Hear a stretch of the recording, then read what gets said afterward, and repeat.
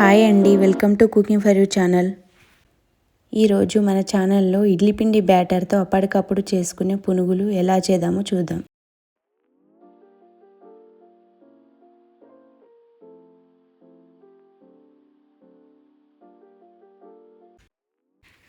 ముందుగా ఒక బౌల్లో 3 కప్పుల ఇడ్లీ పిండి, 1 కప్పు మైదా పిండి, 1 కప్పు బియ్యం పిండిని, ఇందులో 2 చిన్నగా కట్ చేసిన ఆనియన్స్ని, కొంచెం పచ్చిమిర్చి, కొంచెం కొత్తిమీర, 1 స్పూన్ జీరా, 1 స్పూన్ వాము, రుచికి సరిపడా ఉప్పు, చిటికెడు వంట సోడా వేసుకొని వీటన్నింటినీ కలుపుకోవాలి.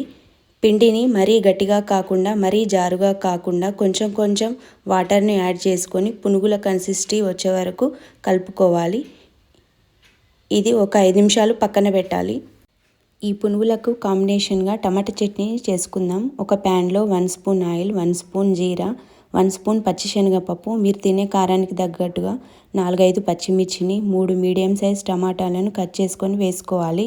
తర్వాత 5-6 వెల్లుల్లి, కొంచెం చింతపండు, రుచికి సరిపడా సాల్ట్, పసుపు వేసుకొని కొద్దిసేపు మగ్గాక స్టవ్ ఆఫ్ చేసి చల్లారాక మిక్సీలో వేసుకొని రుబ్బుకోవాలి.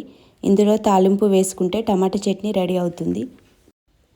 స్టవ్ పై ఆయిల్ పెట్టి వేడయ్యాక మీడియం ఫ్లేమ్లో పెట్టుకొని మనం కలిపెట్టిన పిండిని ఇలా కొంచెం కొంచెం కడాయిలో వేసుకోవాలి. వెంటనే కదిలించకుండా కాసేపటి తర్వాత మంటను మీడియం టు హై ఫ్లేమ్కి అడ్జస్ట్ చేసుకుంటూ కాసేపటి తర్వాత కలర్ మారాక తీసుకోవాలి. ఇలాగే పిండినంతా పునుగులు వేసుకోవాలి.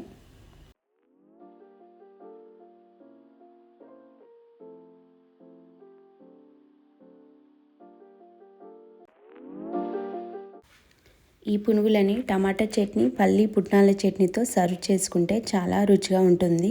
ఇలాగే మరిన్ని రుచికరమైన వంటలని ఈజీగా చేసి చూపిస్తాను. Please subscribe my channel cooking for you. అలాగే లైక్ చేయండి. Thanks for watching.